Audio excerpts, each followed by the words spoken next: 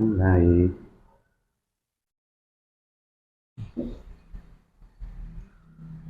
Oke, Lana, Lana. Iya, Mas Iya, Lana, dari kalau akunnya Kandang Lana. Kandang Lana. Kandang Lana. Kenapa sampai Kak pakai Kandang Lana itu? Dulu tuh saya terobsesi sama sastrawan. Aha. Seolah kalau misalkan bikin akun dengan nama sastra-sastra gitu jadi kayak keren gitu Pak. Hmm. Ternyata kalau setelah dipikir ya gak keren juga sih. Cuman saya suka, akhirnya udah terbiasa. Iya. Dan itu kan lebih simpel aja kalau disebut tuh. Hmm. Di Kandang Lana. Heeh. Terus dari asal Tegal, Jawa Tengah. Tegal Kota ke Tegal. Makassar itu ngapain? Dulu ikutan festival, volunteer Tahun berapa ke? 2015. 2015. Berarti sampai sekarang Sampai sekarang masih bertahan. Tiap tahun betah, datang ke Makassar. betah di Makassar. Betah sih. Tiap tahun Hmm. dari awalnya jadi volunteer Hmm. dan penasaran sama dunia literasi sastra begitu, Aha. sampai akhirnya dapat temen-temen yang bukan dari kalangan anak-anak literasi Justru sastra. bukan dari kalangan sastra. Ah. Salah satunya teman-teman kopi, Hmm. ya kan?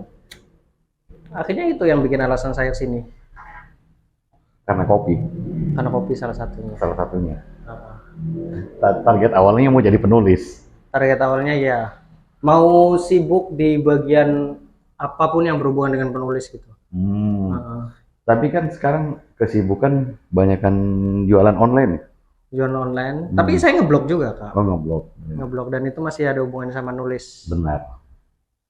Cuman tulisan saya nggak sastra juga. Saya menulis apapun sih. Hmm. Kadang saya nulis soal kopi, ya kan, Hmm. nulis digital marketing, Hmm. ya supaya dilihat ada kerjaan aja gitu kak. Tapi penghasilan dari mana kira-kira? Lebih banyak blog sih, Lebih banyak blog. lebih banyak blog. Jualan online ya cuman buat supaya sibuk aja kak. Iya justru itu. Justru jualan online yang begitu. Heeh, Cuman kesibukan. heeh, Enggak, bukan mata pencarian yang sebenarnya. bukan. Mata pencarian justru ke blog. Cuman karena saya orangnya pemalu ya, Hmm. nunjukin tulisan saya dibandingkan tulisan orang-orang yang benar-benar bisa menulis gitu. Hah? Jadi saya nggak menyebut saya blogger lah, Pemalu. malu karena pemalu itu. Apa deh? Bagaimana caranya beraktualisasi diri kalau memang Enggak, saya nggak tahu sih. Saya ngikutin aja apa ya? eh, Mungkin belum ketemu feel sama tulisan yang ingin saya tunjukkan gitu ya kak. Ini sambil mencari mungkin belum karena saya nulis apapun sih. Jadi gado-gado aja. Jadi belum pokoknya dapat ciri khas. apa yang ada, apa yang ada, Hmm, apa yang terlintas, iya, itu yang jadi tulisan. iya betul. Kadang enggak, tapi kan setiap kita nulis butuh riset apa segala macam. Hmm, Tetap, tetap riset. tetap riset. Eh, Nah, risetnya itu berarti nulis enggak spontan ya. Iya nulis nggak Enggak spontan. spontan, tetap Ah, riset apa segala ah. macam. Tapi sebagian diambil dari opini juga. Kalau dari Lana lihat Makassar itu kayak apa sih? Oh Makassar itu, Kan sudah keliling ya kemana-mana. ya Makassar itu untuk akhir-akhir ini saya punya definisi baru itu kak. Ah, Makassar itu benar-benar kayak Mandalika kak. maksudnya? Motor di mana-mana, macet kak. Terus terang saya nggak terlalu suka jalanan di Makassar. Kalau untuk kotanya ya jalanannya ya. Iya, Tapi yang bikin saya betah di sini itu selalu ada obrolan. selalu ada teman untuk ngobrol. Makassar itu betul-betul membuktikan kayak bahwa semua orang itu butuh diskusi. Budaya nongkrong Budaya nongkrongnya kuat. tinggi, Gitu. budaya ngopi. Jadi jarang saya bengong gitu, karena apapun yang saya ingin bicarakan itu selalu ada orangnya. Selalu ada teman untuk didiskusikan. Jadi itu bisa jadi bahan tulisan lagi. Dia bisa mungkin. Habis ini mungkin ya kak. Ah. Iya kan begini. Ini kan jauh-jauh merantau ke sini. Istilahnya tuh udah merantau kan? Merantau. Iya, udah merantau, jauh-jauh ke sini. Tujuannya sebenarnya apa? nggak ada tujuan Kak, saya merasa feel aja gitu. Feel aja. Karena saya juga merasa belum ada tanggungan apapun, saya bisa kemanapun, jadi Mumpung bisa ya udahlah, nikmati. langsung saya lakukan. Apa deh? Bukan alasan untuk mau keluar dari zona nyaman atau apa? Oh bukan. Bukan, memang untuk jalan aja. Seolah-olah kayak dipanggil aja Kak, jadi bergerak refleks gitu Kak. Entah sebetulnya ini saya lagi dihipnotis atau enggak ya nggak tahu sih. Spontan aja bener-bener tanpa dipikir pusing, tanpa Harus ada beban, harus ada target. harus ada target gitu, tuntutan kayak ini beda kayak orang-orang yang memang mau ke ibu kota gitu ya kan. Yang harus Kalau saya emang ya udah srek sama Makassar, ya udah kelar gitu aja. Stay gitu aja. Dan survive begitu ya. Survive. Nah ini kan jauh dari keluarga, dari apa? Perasaannya kayak gimana? Dari orang tua? Enggak, semua juga apa ya, terkondisi baik karena memang video call lancar sama keluarga, hubungan nggak pernah telat lah. Ya, orang tua juga nggak khawatir. Nggak khawatir. Ya, dia sudah siap untuk itu semua. Karena memang dari dulu tuh saya selalu pergi-pergi Kak. Dari dulu saya sering keluar kota semenjak sukanya naik kereta. Iya ya. Saya bahkan kalau misalkan saya di Tegal, saya nongkrongnya itu di Semarang. Karena sekarang kan kalau misalkan dari Tegal ke Semarang aja naik kereta cuma 2 jam. Iya. Ya jadi kalau teman-teman emang ngumpul, teman-teman kan juga banyak yang dari Purworejo, Klaten, terus Semarang itu dijadikan tempat untuk ngumpul. Pusat gitu. Nah, kami emang sengaja berangkat pagi, terus pulangnya malam kayak gitu. Naik kereta. Padahal itu luar kota, jadi emang kayak jadi kesenangan begitu sih kalau. Enak deh kalau banyak ada kereta deh. Iya ada kereta. Orang Sulawesi belum pernah rasa kereta. Iya, udah kalian. Nah kalau saya gini, intinya kan gini, bahwa saya bikin ini bukan siapa-siapa ya, nah judulnya bukan siapa-siapa. Dan memang kita bukan siapa-siapa kan? Iya. Tapi bukan siapa. Dikasih Kak. Dari? Dari itu, tapi belum dicuci. Mau pakai. Jadi yang begini, ya lanjut, bukan siapa-siapa itu, bahwa setiap orang punya cerita. Iya. Setiap orang itu punya sesuatu yang punya, apalah. Setiap orang punya prinsip hidup. Nah, kalau prinsip hidup dari Mas Lana sendiri ya apa? Mencoba untuk sebisa mungkin tidak menyakiti orang, udah gitu aja. Gitu aja. Baik dari bicara, sikap, ya udah, cuman itu sih. Dan itu yang bikin survive. Itu yang bikin survive. Itu yang mungkin akhirnya bikin yang saya rasakan begitu ya. Orang welcome sama saya, udah kelar. Karena mungkin itu aja. Kalau itu prinsip itu sih sejauh ini yang saya sejauh ini ya prinsipnya kayak gitu. Tidak membuat orang sakit apapun itu. Tapi kalau disakiti? Kalau disakiti ya saya menerima aja lah gitu. Meskipun jarang juga sih saya nyakitin. Kalau saya ngasih umpatan sih sering gak. Orang-orang ini nyebelin, tapi emang konteksnya bercanda sih. Iya. Itu kan ada batas kewajaran. Iya. Terlepas dari mereka sakit atau enggak, cuman niat saya nggak pengen nyakitin gitu. Cuman saya hobi mengumpatkan sesuatu ke orang yang saya kesal. Kita ngomong umpatannya, tiap daerah itu kan beda-beda. Ada bahasa kayak apa ya? Kayak di Jawa Timuran itu kan cuk itu kan sudah bahasa akrab. Tapi di tempat lain mungkin maki bermakna makian. Iya. Nah untuk apa nih menghadapi hal seperti itu, misalkan di sini apa ya bahasa kasar macam-macam? Oh, nggak tahu, saya nggak pernah ngerespon itu menjadi kayak sesuatu yang bikin saya sakit sih Kak. Karena mungkin ya beberapa kali dapat umpatan begitu dari teman meskipun itu mungkin bercanda. Iya, atau mungkin memang sengaja niatnya mau nyakitin. Iya, tapi saya malah responnya itu bukan menyakitkan sih. Karena mungkin sikap saya juga kadang begitu ya sama teman yang termasuk udah akrab gitu. Jadi ya fair aja rasanya. Jadi ya sebenarnya kejadian itu netral. Tergantung kita mau cara menyikapinya. kita mau pandang dia dari sudut mana. Iya, betul. Apa dia kita anggap positif atau negatif, Iya, itu tergantung kita ya. Iya, betul. Tergantung bagaimana kita meresponnya sih. Tergantung Kalau di sini apa ya, di sini saya udah merasa sakit. Saya nggak sampai 2022 ini.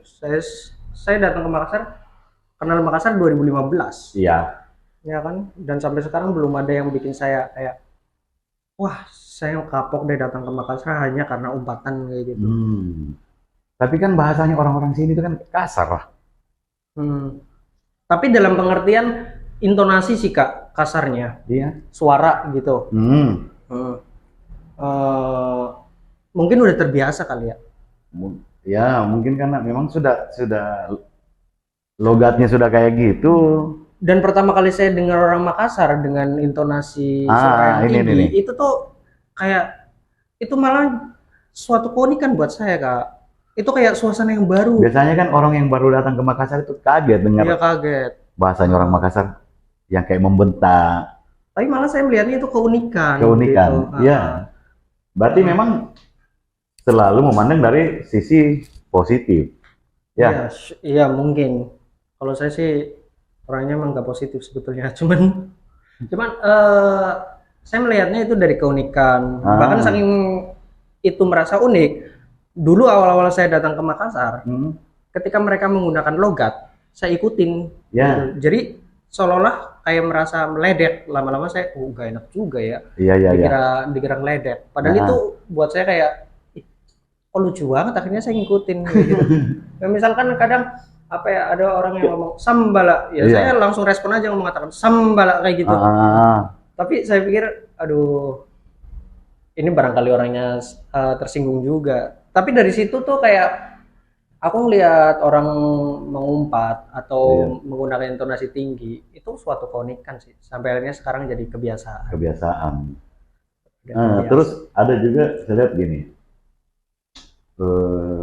misalkan Mas Lana sudah tahu Mas Lana dari Jawa kan, baru kenal, itu memaksakan logatnya ngikutin Mas Lana. Padahal dia Makassarnya Makassar Tulen. Terkadang kan belepotan jadinya kan. Iya, roaming. Saya juga roaming. Kadang roaming. Tapi berusaha logatnya itu. Ada salah satu teman Kak di sini yang mencoba menggunakan bahasa Jawa dengan saya. Dan itu jatuhnya itu aneh banget Kak. Dia itu kalau nanya kabar kan biasanya Pia kabare. Nah ini Piro kabare. Dari situ saya nggak mau berteman sama dia Pak. Dia adalah pemilik coffee shop ini Kak. Pemilik Ambeso itu emang iya kan kayak gitu. Ada orang yang mencoba untuk ngikutin. Jadi Makassar itu kan budaya nongkrong ya, budaya nongkrong, orang otomatis mungkin sudah pindah dari tempat satu ke tempat lain, nongkrong kemana-mana ya di Makassar ya. Kalau saya persentase minumannya itu gimana? Minuman bagaimana? Persentase bagaimana? Persentase mungkin antara kopi dengan minuman lain. Kita ngomong kopi lagi nih. Kopi nomor satu. Nomor satu untuk minuman favorit. Nah, kan budaya Makassar itu kan budaya ngopi, budaya nongkrong mirip Medan apa. Tapi ada yang khas di Makassar itu kan kayak kopi susu. Kopi susu. Kopi susu. Di mana-mana kopi susu. Pernah coba lah? Gini, ini menarik nih. Kalau misalkan saya pulang ke Tegal ya, atau di kota manapun di Jawa, ya kan. Kadang ya saya kan memang nggak menetap di Tegal juga sih Kak. Ketika saya ke warung kopi atau coffee shop dimanapun, saya pengen minum kopi susu, dan saya akhirnya pesan kopi susu, itu pasti dikasihnya cappuccino atau latte gitu. Nah saya kehilangan itu. Sementara di Makassar itu konsep kopi susunya simpel banget ya, kopi campur susu kental manis, udah sesimpel itu. Selesai. Dan rasanya itu rasanya dapet banget di saya. Nah itu saya kehilangan itu. Itu yang signatur di sini, ya kan? Kopi khas Makassar itu ya itu kopi susu. Iya padahal saya minta kopi sesimpel itu. Akhirnya itu yang mengharuskan saya mau nggak mau kembali lagi kopi sendiri. Enggak, kalau memang memungkinkan saya untuk di Tegal lah, akhirnya bikin kopi sendiri. Beli kopi sendiri, beli biji sendiri, stok SKM sendiri, kayak gitu. Jadi pernah nggak coba kayak di Jawa minta kopi terus bawa SKM sendiri? Enggak lah Kak, saya apa ya, enggak nyampe gitu. paling apa ya, kalau paling apa ya waktu itu ya, saya request banyak. Bisa nggak kalau kopi susu ganti SKM, dan rata-rata mereka menolak beberapa kali sih gitu. Tapi rencana bawa SKM sendiri itu akan ditampung. Siapa tahu kan pesan americano misalkan, nanti taruh SKM sendiri. Iya, nggak dapet feelnya. Tapi kan repot banget. Apalagi karakter kopi susu itu kan mirip Vietnam Drip. Vietnam Drip juga kan pakai SKM. Iya, itu yang akhirnya saya bikin di rumah. Pakai Vietnam Drip. Di kopi shop di Jawa ada nggak jualan Vietnam Drip? Ada sih, ada. Terus? Cuman saya melihatnya kalau misalkan beda rasa ya antara pakai mesin espresso dengan Vietnam Drip, kayak gitu. Iya, sama-sama enak. Cuman kalau biasanya kalau di sini saya pengen kopi susu, mereka akan membuatkan melalui mesin espresso, gitu. Tetapi kalau misalkan memang, Vietnam Drip itu bisa dijadikan opsi sih sebetulnya. Tetapi opsi itu aku lakukan untuk mending nyetok kopi sendiri menggunakan Vietnam Drip. Karena kalau misalnya coffee shop kan aku juga pengennya ngerasain pakai mesin espresso gitu Kak. Rasa dari mesin espresso. Tapi aslinya kopi susu itu kan pakai kopi yang direbus. Yang tradisional kan direbus. Disaring. Itu enggak pakai mesin espresso. Itu kalau mungkin karakternya mirip Vietnam Drip juga. Dan itu tradisi lama, mungkin setelah menjamur kopi shop, itu baru pakai mesin espresso. Tapi kalau di warkop tradisional itu masih pakai yang disaring. Itu. Berarti belum pernah coba yang tradisional? Belum. Cari warkop tradisional. Belum. Jadi kalau di sana itu banyak banget yang warkop tradisional tapi kopinya kayak kopi lelet gitu Kak. Yang kopinya taruh di rokok itu. Iya.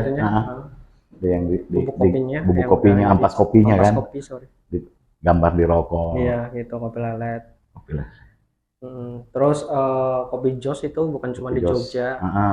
Saya kalau Semarang. Tapi sensasinya kopi jos kayak apa sih? Sensasinya kopi jos pertama kali saya ngerasain kopi jos itu di Jogja pertama kali, dan itu terakhir kali. Saya nggak tahu sih itu apakah itu memang benar kopi jos yang sesungguhnya, karena kopi jos yang saya rasakan kopi pakai itu sih arang. Iya, kopi pakai arang, tapi kopinya itu bukan dari bean, tapi kopi yang saset. Kopi saset. Malah kopi hitam saset. Saya pikir kopi bubuk direbus. Jadi mereka mungkin suka sama sensasi arangnya kali ya. Kalau saya kan ya udah itu terakhir kali. Nggak bakal lagi deh. Apa sih itu? Saya juga nggak tahu. Segala sensasi aja. Segala sensasi. Aduh, kopi jos. Tapi jadi di Makassar jadi senang kopi ya? Senang kopi. Jadi nulis kopi. Jadi ngurusin website soal kopi. Akhirnya terjun di dunia kopi. Terjun di dunia kopi. Jadi saya kembali ke ini, kembali ke prinsip hidup itu tentang bagaimana tidak menyakiti orang lain. Ya kembali ke situ, karena memang intinya saya ke situ, mau mencari inspirasi dari semua orang, bukan cuman orang-orang yang harus orang terkenal. Karena saya paling bullshit, saya bilang yang bisa nulis teori apa segala macam. Tentang kebahagiaan, tentang apa, tapi dia sendiri hidupnya belum tentu bahagia. Motivasi. Iya. Jadi saya saya garis bawahi sebenarnya tadi itu tentang bagaimana memandang sesuatu. Kita dari apa? Memandang sesuatu dari sisi mananya, karena semua kejadian-kejadian yang ada itu adalah netral. Netral, kita anggap netral. Tergantung kita mau melihat apakah ini negatif atau menanggapi negatif atau menanggapi positif. Iya, betul. Itu kan faktor eksternal dari kita yang memang nggak bisa kita rubah. Itu sudah terjadi. Nah, hal-hal yang dari internal itu kan bisa kita rubah. Iya, betul. Bisa kita rubah. Misal ada nggak hal-hal buruk yang dulu atau kenakalan dulu yang sekarang sudah bisa dirubah? Kenakalan apa ya? Seiring berjalan waktu ya, makin dewasa. Kenakalan apa ya? Wajar-wajar aja sih, Kak. Kayak mungkin jarang pulang itu dulu bentuk kenakalan. Kalau sekarang jarang pulangnya emang karena memang untuk kerja. Itu kan sudah tidak berubah. Yang dulu pernah melakukan tapi tidak ya sekarang tidak dilakukan lagi lah ya. Apa ya? Kenakalan ya. Yang pernah Mas Lana lakukan tapi sekarang tidak pernah lakukan lagi karena menganggap itu salah. Iya, itu kenakalan kan. Iya. Tapi apa ya? Susah banget untuk mengingatkan kenakalan, Kak. Biasanya kan orang paling gampang dia ungkit kenakalannya. Mungkin karena saya beda, Kak. Nah, itu dia. Enggak deh. Cuman beneran kenakalan ya mungkin waktu dulu yang apa ya? Oh, mungkin dulu itu kalau dulu saya hobi menyepelekan segala macam kerjaan gitu kan. Kayak saya hanya apa ya? Mau bekerja di bidang yang saya sukai dan itu semua harus totalitas apa yang saya sukai pure, dan saya hanya mau bekerja dengan orang yang benar-benar mau ngertiin saya. Tapi itu kan gitu. Manusiawi. Semua orang mau seperti itu. Tapi memang sekarang kalau saya melihatnya sekarang memang lebih ke realistis sih bahwa ya enggak semua orang bisa mau mengerti apa yang saya kerjakan kayak gitu. Jadi mau nggak mau, bagaimana cara kita mengkomunikasikan dengan orang tersebut supaya bisa menyatu pemikirannya itu. Paling cuma itu sih. Itu bagian kenakalan dari tapi sih. Belum nakal ya. Saya datar banget hidupnya mungkin ya. SMP, SMA kayak apa sih? SMP, SMA, ya. Kalau mabuk itu masuk kenakalan, Kak? Iya. Masa? Udahlah, anggaplah kenakalan. Oh gitu. Kalau di sana soalnya wajar di circle saya sih, Kak. Oh. Sampai sekarang bedanya kalau dulu itu kadar mabuknya itu hampir tiap hari gitu ya kan, Kak. Kalau di Makassar ini belum, Kak. Oh belum. Kalau sekarang udah tahu lah bahwa mabuk itu mabuk berlebihan, banyak takaran, itu memang nggak baik. Kalau sekarang dikurangin takarnya.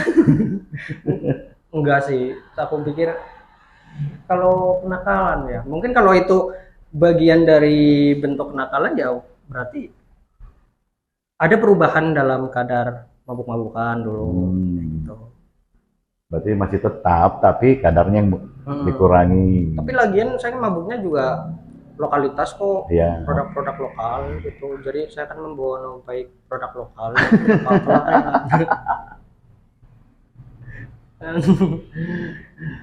Apa memberdayakan UMKM ya? Jadi nggak apa-apa lah, harusnya ada pengecualian untuk beli. Enggak di apa ya? Ya paling itu sih. Bermasalah dengan orang tidak, karena aku pikir kalau misalkan apa ya, bermasalah dengan orang ya enggak sih. Nggak ada kenakalan mungkin. Bisa dibilang. Atau gini, kembali ke yang tadi ya. Kalaupun disakiti sama orang, saya belum selesai di situ. Disakiti sama orang, dan itu banget ya, sudah berlebihan misalkan. Itu menyikapinya itu kayak apa? Apakah meninggalkan terus tidak berkomunikasi lagi dengan dia, atau berusaha memandang kembali ke sisi positif? Apa ya? Ya saya tegur dong. Saya tegur. Cuman saya pernah pastinya berada dalam kondisi itu. Cuman saya lupa tepat masalahnya apa. Cuman yang saya ingat adalah ada sebuah kata yang lemparkan ke saya dan itu bikin saya sakit. Karena itu betul-betul nggak bisa ditoleran, ya akhirnya saya ngomong. Kalau nggak salah soal rasis deh. Rasis gitu. Ya saya ngomong kalau itu tuh rasis. Oh iya. Iya, saya tegur. Gitu. Responnya dia? Respon dia cuman dia mengakui sih. Yang saya ingat begitu. Cuman kembali lagi, saya pikir kayak apa ya? Tadi sebetulnya bentuk sakit hati itu bagaimana kita merespon aja sih. Bentuk sakit hati atas sebuah ucapan ya tadi ya. Ucapan orang, atau perilaku orang itu tergantung bagaimana cara kita merespon aja. Yang saya rasa begitu. Ya sejauh ini respon sebuah umpatan kayak temen, kalau di Jawa itu ya penuaring disu kayak gitu. Ya kan kata su itu kan ya su kan itu kayak cuk kayak gitu, mungkin kayak gitu. Asu gitu. Ya kalau di saya memang udah biasa sih. Ya su itu asu kayak gitu. Jadi udah biasa. Jadi memang saya belum pernah sih dapetin sesuatu yang berarti karena sudah iya sih, bahasa itu tergantung dari kebiasaan. Karena kita berada di lingkungan yang anggaplah kayak saya lahir dan besar di lingkungan yang marginal. Kata-kata Sunda, lapet dan sebagainya itu anjing apa segala macam itu sudah biasa dan saya anggap itu sapaan akrab malah jadinya. Makin orang manggil kita asu atau anjing itu kita bisa jadi lebih akrab. Iya, lebih akrab. Tapi ada orang yang tidak bisa menerima hal seperti itu, mungkin karena didikan. Iya, mungkin juga atau kebiasaan di wilayah di daerahnya. Mental orang juga beda-beda ya kan, pastinya. Nah, saya kan kembali gini, menganggap sesuatu itu dari sisi positif, memandang sesuatu dari sisi positif. Pernah enggak sekali aja memandang satu kejadian itu jadi negatif? Oh, ketika apa ya? Ketika berdebat sama orang waktu saya pengen bikin kios di Jakarta, ya itu ada sebuah statement yang intinya mengatakan pemikiran saya membual kayak gitu, dan itu malah menjadikan saya kepikiran, dan itu akhirnya itu berlangsung lama gitu Kak, karena saya meyakini diri saya bahwa yang saya katakan itu bukan membual, ide yang saya punya itu bukan bentuk dari membual kayak gitu. Itu jadi ya terbawa dan itu kita memandang bahwa ini negatif. Itu negatif buat saya. Karena sejauh itu saya akhirnya dangkal banget karena aduh, tanpa ide ini saya bisa apa kayak gitu. Iya. Dan itu tuh benar-benar kayak stuck aja.